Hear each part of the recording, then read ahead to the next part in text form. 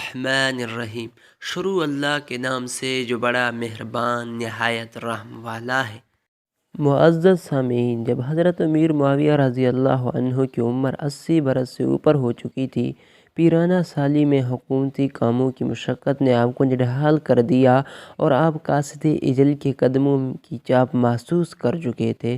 ایک دن خطبے میں فرمایا: اے لوگوں، میں کاٹی جانے والی فصل کا ایک حصہ ہوں، میں تمہارا ذمہ دار بنا، میرے بعد بھی حکمران آئیں گے، میں ان سے بہتر ہوں، جیسا کہ جو مجھ سے پہلے گزرے وہ مجھ سے بہتر تھے۔ حدیث میں کہا گیا کہ جو اللہ سے ملنا پسند کرتا ہے تو اللہ تعالیٰ بھی اس سے ملنا پسند کرتا ہے۔ اے اللہ، میں تیری ملاقات کو محبوب رکھتا ہوں، تو بھی مجھ سے ملاقات کو پسند فرما اور اس میں برکت عطا کر۔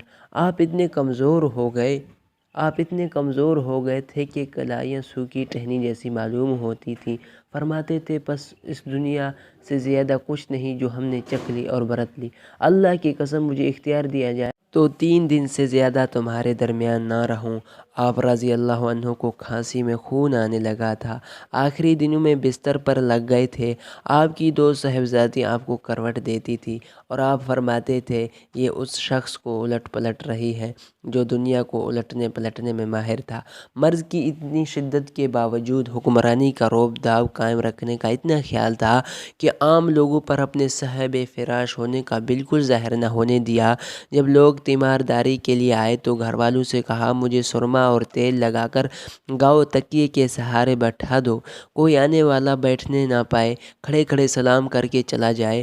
لوگ اندر آئے، سلام کیا اور آپ کو حشاش بشاش پا کر یہ کہتے ہوئے چلے گئے کہ امیر المومنین ٹھیک ٹھاک ہیں۔ ان کے جانے کے بعد آپ رضی اللہ عنہ نے یہ اشعار پڑھے: بدخواہوں کے سامنے میں اتنا توانا بنا رہتا ہوں تاکہ انہیں دکھاؤں کہ زمانے کی اذیت کے باوجود میں کمزور نہیں پڑا، مگر جب موت اپنے پنجے گاڑے پھر تو ہر قسم کے تعویذ کو بے فائدہ پاؤ گے۔